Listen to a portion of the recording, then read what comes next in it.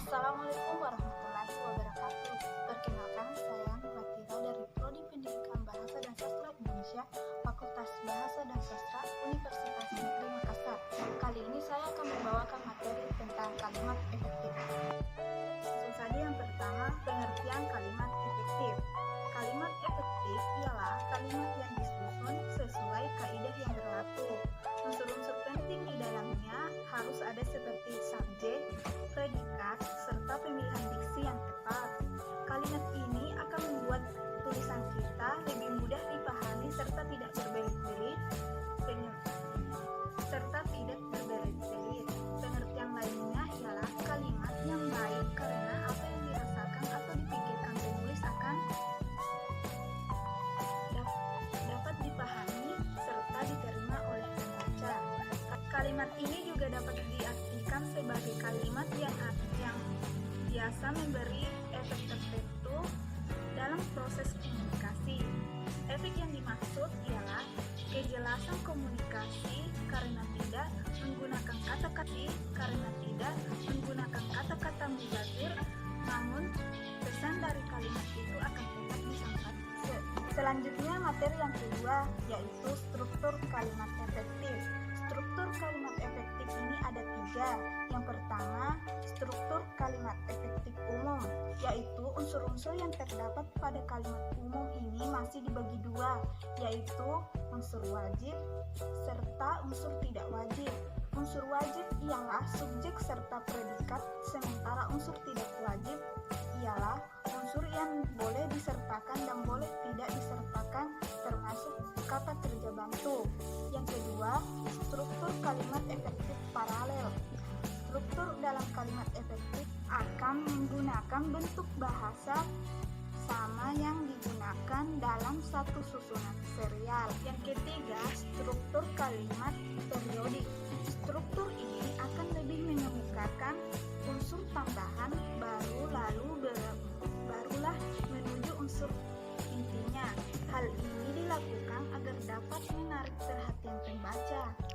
Selanjutnya yang ketiga, ciri-ciri kalimat efektif. Terdapat beberapa ciri dari kalimat efektif yang membedakannya dari kalimat tidak efektif. Berikut adalah penjelasannya. Yang pertama, memakai diksi yang tepat. Penggunaan diksi atau pilihan kata akan terbilang tepat. Yang dimaksud tepat ialah sesuai tema atau topik yang dibahas dalam tulisan itu. Pemilihan diksi yang tepat bisa membuat kalimat yang ditulis menjadi tidak berbelit-belit. Yang kedua, memiliki unsur pokok, subjek, dan predikat. Sebuah kalimat pastinya memiliki unsur subjek serta predikat. Unsur lengkap sebuah kalimat sendiri mencakup subjek, predikat, objek, serta keterangan. Satu kesatuan yang lengkap ini akan bisa membuat kalimat yang ditulis lebih dipahami pembaca. Yang ketiga, taat aturan EYD yang berlaku. Dalam kaidah penulisan bahasa Indonesia terdapat aturan EYD dan bagaimana sebuah kata berubah apabila diberi imbuhan, akhiran, ataupun sisipan. Kalimat yang mematuhi aturan ini akan bisa dibilang efektif. Yang keempat, menekankan pada ide pokok. Ide pokok yang tercantum di dalam kalimat akan membuatnya lebih mudah dipahami pembaca. Fokus pada ide pokok juga membantu kita agar tidak membahas hal-hal lain yang tidak perlu. Yang kelima, mengacu pada penghematan penggunaan kata. Sebuah kalimat akan dapat dikatakan efektif apabila tidak ada pengulangan kata secara berlebihan, terutama kata yang tidak terlalu penting. Yang keenam, menggunakan kesejajaran bentuk bahasa. Kesejajaran bahasa ialah cara penempatan ide yang sama di dalam sebuah tulisan yang dibuat supaya tidak melenceng dari topik atau tema yang dibahas. Ketujuh, menggunakan variasi struktur kalimat. Supaya tulisan tidak memiliki kesan monoton, variasikan struktur kalimat yang dipakai bisa dengan frase, keterangan waktu, keterangan tempat, keempat, keterangan cara, keterangan verbum, ataupun partikel penghubung. Selanjutnya yang keempat, syarat kalimat efektif. Berikut adalah beberapa syarat agar sebuah kalimat dapat dikategorikan sebagai kalimat efektif. Yang pertama, kesatuan. Kesatuan ialah keseimbangan pikiran atau gagasan serta struktur bahasa yang dipakai. Kesatuan gagasan kalimat akan diperlihatkan adanya kesepadanan yang kompak serta kepaduan pikiran yang baik. Yang kedua, kehematan.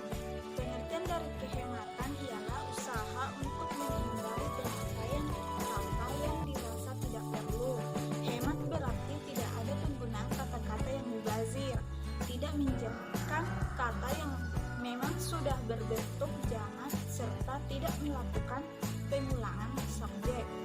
Penghematan kata akan membuat kalimat semakin padat serta berisi. Ketiga, keparalelan. Keparalelan ialah kesamaan bentuk yang digunakan pada sebuah kalimat. Artinya, apabila kata pertama berbentuk verba, maka kata kedua harus pula berbentuk verba. Berikut adalah perbandingan antara kalimat efektif dan tidak efektif, yaitu seperti Diana membeli kue untuk adiknya. Bentuk tidak efektifnya adalah Diana membelikan kue untuk adiknya Diana. Itulah tadi pemaparan materi dari saya. Sekian dan terima kasih. Wabillahi taufiq wal hidayah. Wassalamualaikum warahmatullahi wabarakatuh.